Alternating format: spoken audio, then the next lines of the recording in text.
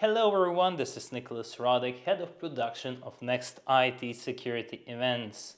And today with me I have Mario Beccia, current Deputy Chief Information Security Officer in NATO. Your lecture topic is Throughout the Lens of NATO, Strategic Alliances and Partnerships in Cybersecurity, Strengthening Defenses Throughout Collaboration. Could you provide us with some insights into attendees that can take from your keynote? Sure, of course. I'll try to give you an overview without spoiling the real content of the keynote, because I'm sure it's going to be very interesting, and I'm very excited at the thought of being with the community and sharing my thoughts with all of you. So the starting point of the keynote will be a very simple statement. Cybersecurity is a team sport. What does it mean? Well, considering special characteristics of cyberspace that will be investigated and discussed during the keynote, obviously, our conclusion is that it's very hard for one single entity, being that a cyber command, a cybersecurity agency, an individual company, an individual, a person, or a whole nation. It's very hard for one single organization to tackle cybersecurity threats, to tackle the challenges that cybersecurity implies today alone. Because of two reasons, at the very least. Reason one is there's so much information about threats, about technology, about patches, about technical issues, about the way you tackle these issues, about the way that adversaries are abusing certain pieces of software or certain techniques. So much information that is spread around that is very hard for one organization to have a good overview and master it all at the same time. So the only chance to survive for the organizations is to get together with their peers, or maybe across a supply chain, and share information appropriately. Appropriately means sharing information in a detailed and timely way.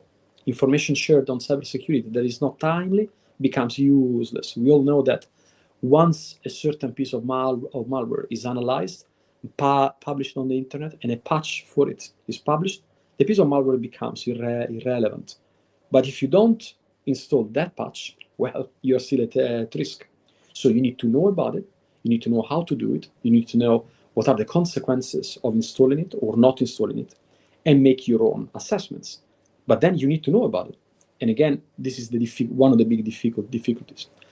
The second difficulty and the second element is the fact that cyberspace, differently from other domains, from air, land, maritime, and space, it has a very special characteristic, which is a very large asymmetry between the effort that an attacker must do, which is very low, and the effort that a defender should do to defend from that attack, which is extremely high. Our estimation is that between the two, the difference between the two, if you want to quantify that in monetary terms, the difference between the two is 2 orders of magnitude.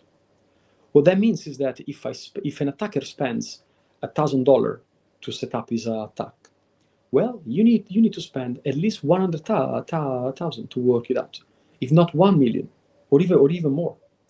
The asymmetry between the two is a factor that facilitates and kind of encourages attacker to take higher risks. Since the defender must invest so much, then attackers can afford to do things that otherwise they will not do. So how do we rebalance these difference? Well, rebalancing, again, comes from getting together with your peers, with the supply chain, supporting governments and other entities in their investigations, and in setting up their defenses at government level, at national level.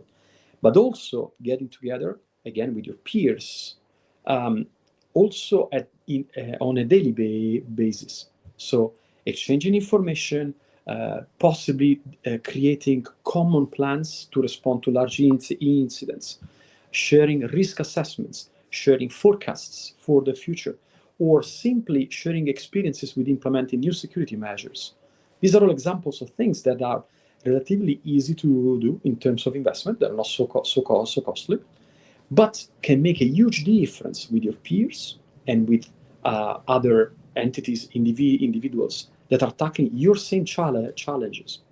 So these two elements make it such that it's very important to have partnerships and to have alliances.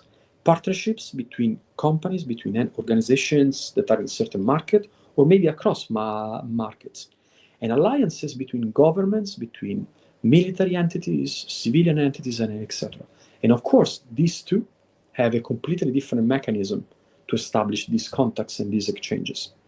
So this is more or less what I will try to present. And of course, I will start by providing a quick overview of the threat picture. So why today we talk so much about cybersecurity?